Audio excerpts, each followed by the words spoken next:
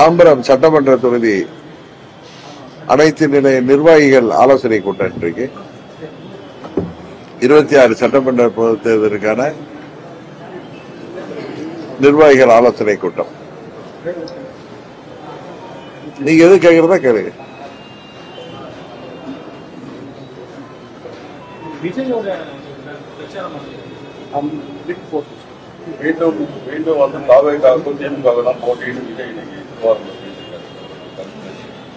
எல்லா கட்சிகளும்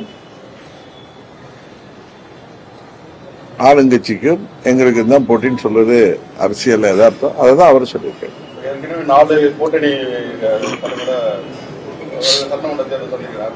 கூட்டணி அமைக்கப்படுமா? இந்த தேர்தலில் நாங்க உறுதியாக இடம்பெறுகின்ற கூட்டணி வெற்றி பெற்று ஆட்சி அமைக்கின்ற கூட்டணியாக இருக்கு. எது நீங்க இல்ல நீங்க எது வெளிநாட்டுக்கு போயிருந்தீங்களா? இல்ல கூப்பிடுறதானே செய்யறாரு. அப்படின்னா வெளில வந்துட்டவங்களுக்கு தெரியுது இல்ல. அப்புறம் என்ன கேள்வி? சார், நான் செப்டம்பர் 3ஆம் தேதியே காரணங்களை சொல்லி வெளியே வந்துவிட்டேன். திரும்பவும் அரைச்சமாவே அரைக்க வேணாம். விஜய் வந்து மிரட்டி பாக்குறாங்கன்னு சொல்லிட்டு அவர் வெளிப்படையா பிரச்சாரத்தில் சொல்லியிருக்காரு. திமுக வந்து எங்களை மிரட்டி பாக்குறாங்க, இங்க பேசாதீங்க அங்க பேசாதீங்கன்ற கருத்து என்ன? இந்த தெரியல, நான் என்னன்னு நான் பாக்கல.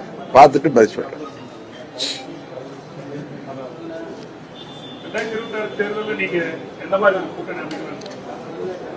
அம்மா மக்கள் முன்னேற்ற கழகம் இடம்பெறுகின்ற கூட்டணி தான் வெற்றி கூட்டணி.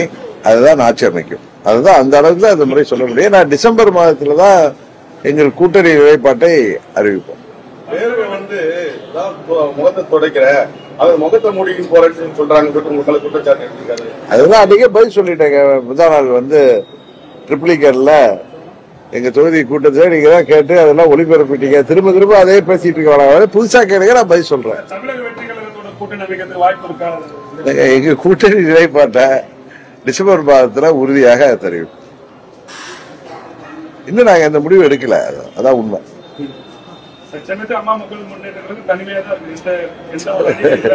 இல்ல அம்மா மக்கள் முன்னேற்ற கழகம் ஏற்கனவே இருந்த தேசிய ஜனநாயக கூட்டணியிலிருந்து வெளியேறிவிட்டது. தேர்தலை நோக்கி எங்கள் பயணத்தை தொடர்ந்து கொண்டிருக்கிறோம்.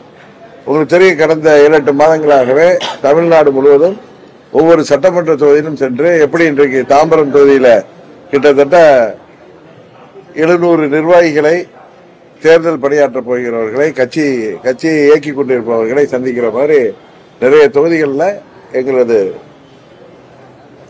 நிர்வாகிகளை சந்தித்து வருகிறோம். இன்னும் 2 மாதங்கள் அதே போல தொடர்ந்து செய்வோம். டிசம்பர் மாதத்திலிருந்து எங்களுடைய தேர்தலுக்கான பிரச்சாரம் மற்றதெல்லாம் தொடரும். எங்களுக்கு திருப்பி கேட்டிருக்கோம், உங்க தலைமையில கூட்டணி எதனா உருவாமா? ஏன்னா பிஜேபியும் காரசாரமா பேசுறீங்க, திமுகவும் காரசாரமா பேசுறீங்க, எடப்பாடியும் காரசாரமா பேசுறீங்க.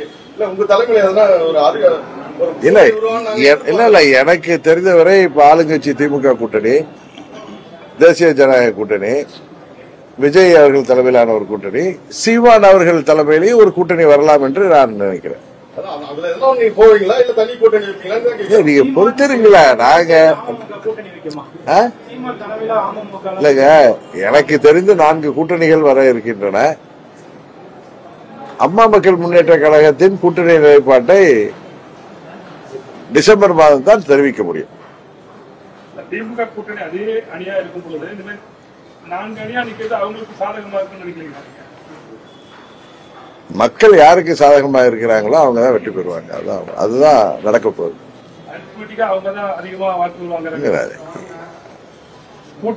அரசியல்ல வந்து அது தேர்தல் நேரத்தில் 2+2=4 நம்ம சொல்வது சரியா இருக்காதுன்னு உங்களுக்கும் தெரியும். அதனால தேர்தல் மே மாதத்துல உங்களுடைய கேள்விகளுக்கு எல்லாம் பதில் கிடைச்சு. தமிழகத்துல அமமுக பலம் எந்த அளவுக்கு இருக்கு? குறிப்பாக இந்த தாம்பரம் பகுதி, பல்லாவரம் தொகுதி, இந்த செங்கல்பட்டு மாவட்டத்தில் உங்களுடைய அமமுக எப்படி இருக்கு? அது நீங்க தான் சொல்லணும் எப்படி இருக்கு. இன்றைக்கு நீங்க தாம்பரம் தொகுதியில நிர்வாகிகள், செயல் வீரர் கூட்டம் இல்ல, நிர்வாகிகள் கூட்டம் தான். செயல் வீரர் கூட்டம்னா இன்னும் இப்ப நிர்வாகிகள் தான் 720-740 பேரா, 740 பேர் நிர்வாகிகளே வந்திருக்காங்க. அவர்களோட கலந்துரையாடல். மறுபடியும் தேர்தலுக்கு முன்பு எங்கள் வேட்பாளர் அறிவிக்கப்பட்ட பிறகு செயல்வீரர் கூட்டத்துக்கு வருவேன். அறிவிச்சிட்டீங்களா? பக்கத்துல சொன்னீங்களே. இல்ல அறிவிக்கப்பட்ட பிறகு அப்படிங்கிறேன். அவர் நல்ல நாள் பார்த்து அறிவிக்கணும் பாருல, அதனால வேற ஒண்ணு இருந்தா நான் சொல்லுவேங்க. ஒண்ணு பரபரப்பா ஒண்ணும் இல்ல. பரபரப்பு விஜயோட அந்த நாகப்பட்டினம் திருவாரூர்ல பயங்கர எழுச்சியா இருக்கு. அந்த விவசாயிகளோட கட்சி பலனுக்கு பயங்கர ஆரவாரமா இருக்கு, கூட்டங்கள் அதிகமா இருக்கு. அது உங்களோட சொந்த மாவட்டம் திருவாரூர், எப்படி பாக்குறீங்க? இல்ல அதாவது நான் ஏற்கனவே அன்னைக்கு சொன்னேன், யாரை பார்த்தும் யாருடைய கூட்டத்தை பார்த்தும் இல்ல எந்த கட்சியை பார்த்தும் பொறாமைப்படாத மனநிலை உடையவன் நான் என்று சொன்னேன்.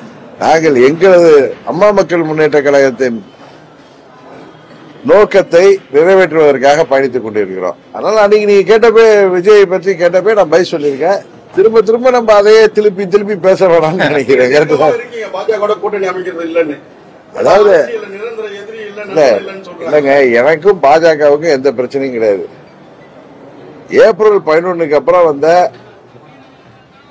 பழனிசாமி முதல்வர் வேட்பாளராக அறிவிக்கப்படுகின்ற பட்சத்தில் அதை நாங்கள் அம்மா மக்கள் முன்னேற்ற கழகம் ஏற்றுக்கொள்ள முடியாது என்ற காரணத்தினால்தான் நாங்கள் செப்டம்பர் 1 அல்லது செப்டம்பர் 3 அன்றைக்கு அந்த கூட்டணியிலிருந்து வெளியே.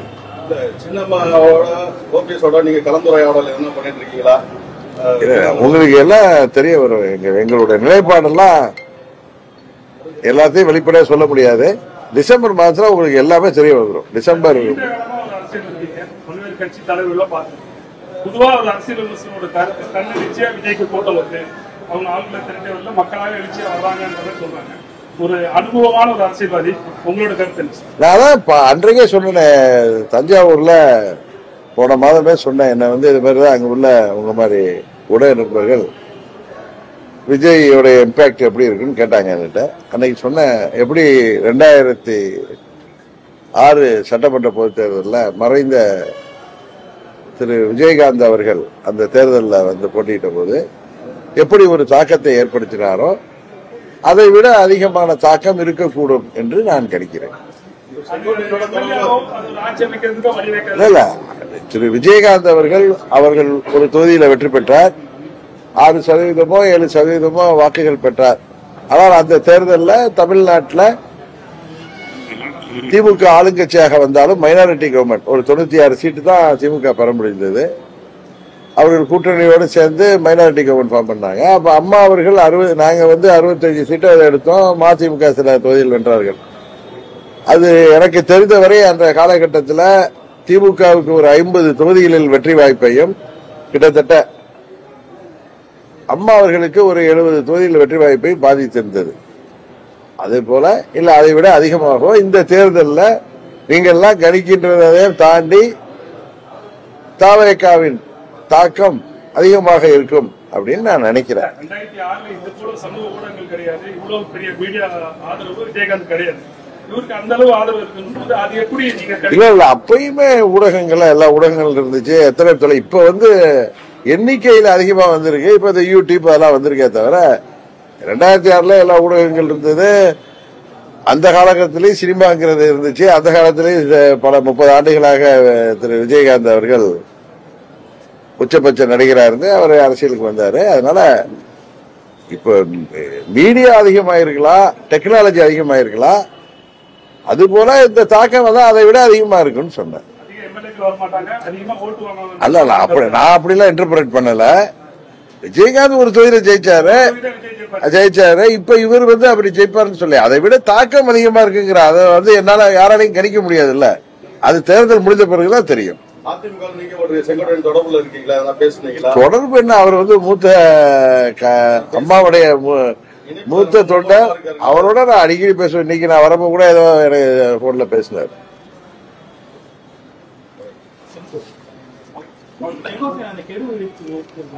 ஆமா, அது எனக்கு அதை பத்தி தெரியாது. அது அதிமுக, நான் அம்மா மக்கள் முன்னேற்ற கழகம். நீங்க அதை பத்தி கேட்டா என்ன பண்ண முடியும்? நீங்க எது அம்மா மக்கள் முன்னேற்ற கழகத்தை பற்றி கேளுங்க. அது அதிமுக கூட கிடையாது, எடப்பாடி திராவிட முன்னேற்ற கழகம். ஏன்னா உங்களுக்கு அன்னைக்கே சொன்ன புரட்சி தலைவர் ஆரம்பிச்ச இயக்கத்தோட அடிப்படையே அந்த அவர் ஆரம்பித்த அண்ணா திராவிட முன்னேற்ற கழகத்தில் ஒரு சிறப்பான சட்டத்திட்டமே பொதுச் செயலாளர் என்பவர் பதவிக்கு யார் வேண்டுமானாலும் போட்டியிடலாம், அவர்கள் கட்சியின் அடிப்படை உறுப்பினர்களால் தேர்ந்தெடுக்கப்பட வேண்டும் என்கிற விதி. அது புரட்சித் தலைவர் ஆரம்பித்து அம்மா அவர்கள் காலம் வரை இருந்த விதி. அண்ணன் பழனிசாமி கைங்கரியத்தால் அந்த விதியே மாற்றப்பட்டு அந்த அடிப்படையே தகர்க்கப்பட்டு வேறு எந்த கட்சியிலும் இல்லாத ஒரு சிறப்பு விதியாக புரட்சித் தலைவர் ஆரம்பித்த அம்மா அனைத்து இந்திய அண்ணா திராவிட முன்னேற்ற கழகத்தில் இருந்த அடிப்படை உறுப்பினர்கள் பொதுச் செயலாளரை தேர்ந்தெடுக்க வேண்டும். அதற்கான காரணமே புரட்சித் தலைவரை திமுகவுக்காக பல ஆண்டுகள் உழைத்து 67 தேர்தலில் ஆட்சிக்கு வர 71 தேர்தலில் ஆட்சிக்கு வர காரணமாக இருந்த புரட்சித் தலைவரை வெறும் ஒரு 2000 பேரை கையில் வைத்துக் கொண்டு அன்றைக்கு அவர் வெளியேற்றப்பட்டார்.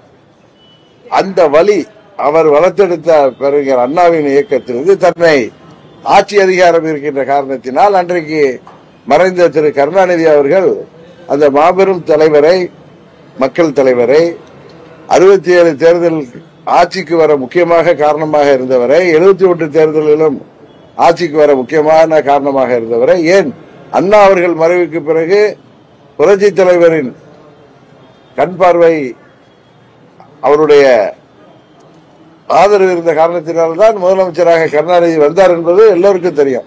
ஆனால் அவரை புரட்சி தலைவர்கள் கட்சியில் கணக்கு கேட்ட காரணத்துக்காக பொருளாளர் இருந்தபோது அவரை ஜஸ்ட் லைக் தட் அவரை கட்சியை விட்டு நீக்கினார்கள். அதனாலதான் அந்த வழிதான் அவர் கட்சியை ஆரம்பித்த பொழுது அடிப்படை உறுப்பினர்கள் தான் பொதுச் செயலாளரை தேர்ந்தெடுக்க வேண்டும் அந்த ஒரு விதியை கொண்டு வந்தார். அந்த விதியே தான் புரட்சி தலைவர் கட்சிக்கு சிறப்பு விதி. அதே இன்னைக்கு நீக்கிவிட்ட முறை அந்த கட்சி பெயரும் இரட்டை இலை சின்னம் தான் இருக்கு. அதனால அது அதிமுக கிடையாது, அண்ணன் எடப்பாடி திராவிட முன்னேற்ற கழகம் தான்.